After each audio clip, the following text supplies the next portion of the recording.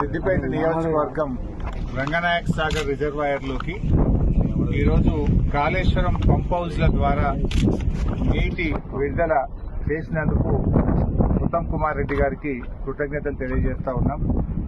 ముఖ్యంగా సిద్దిపేట నియోజకవర్గంలో 50,000 ఎకరాల్లో వరి పంట కాళేశ్వరం ప్రాజెక్టు కింద సాగవుతా ఉంది. అయితే పంట పొట్టకొచ్చే సమయంలో రంగనాయక సాగర్ రిజర్వాయర్లో నీటి లభ్యత తగ్గింది. మరి పైనుంచి 1 టీఎంసీని పంపు చేసి పంటలు కాపాడాలని మేము ప్రభుత్వాన్ని కోరాం. దానిపైన స్పందించి ఈరోజు అనంతగిరి రిజర్వాయర్ నుంచి 1 టీఎంసీ నీళ్లను రంగనాయక సాగర్ రిజర్వాయర్లోకి పంపు చేస్తున్నందుకు మరి మా లేఖపై స్పందించినందుకు ఉత్తమ్ కుమార్ రెడ్డి గారికి ధన్యవాదాలు తెలియజేస్తూ ఈరోజు ఒక విషయంలో ప్రభుత్వం కళ్ళు తెరవాలి. అంటే గత ప్రభుత్వం చేసిన మంచి పనులను తుడిచిపెట్టాలనో ఆ పనులను పక్కకు పెట్టాలనే ప్రయత్నంతో ప్రజలకు నష్టం చేయొద్దని నేను ప్రభుత్వాన్ని కోరుతా ఉన్నా. ఈరోజు ఎస్ఆర్ఎస్పీ స్టేజ్ 2 కింద అటు తుంగతుర్తి గాని, సూర్యాపేట గాని, కోదాడ గాని, అదేవిధంగా ఎస్ఆర్ఎస్పీ ప్రాజెక్టులో భాగంగా భూపాలపల్లిలో గాని చాలా చోట్ల పంటలు ఎండిపోతా ఉన్నాయి. గతంలో కాళేశ్వరం ద్వారా నీళ్లు విడుదల చేసి ఎస్ఆర్ఎస్పీ నీళ్లు తగ్గినా కూడా 1 ఎకరా కూడా ఎండకుండా బీఆర్ఎస్ ప్రభుత్వంలో 2 పంటలకు కూడా నీళ్లు ఇచ్చాం.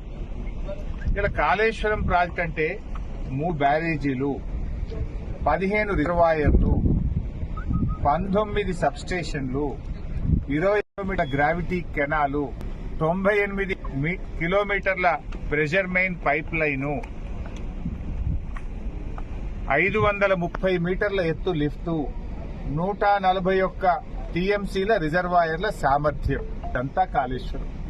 వీటన్నిటి సమాహారం కాళేశ్వరం ప్రాజెక్టు.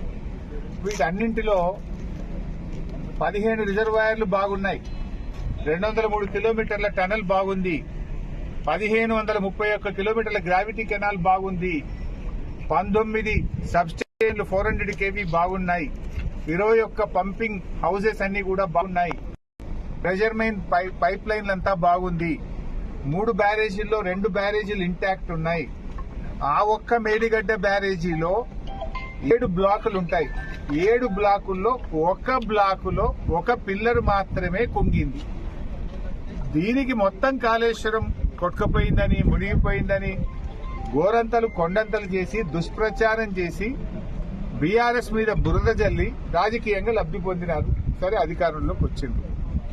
కనీసం మీకు ఇంకా బీఆర్ఎస్ మీద బురద జల్లాలని ఆ కుంగిన పిల్లర్ను మరమ్మతు చేయకుండా మీ ప్రభుత్వం వచ్చి 15 నెలలు, ఈ 15 నెలల సమయం సరిపోదా?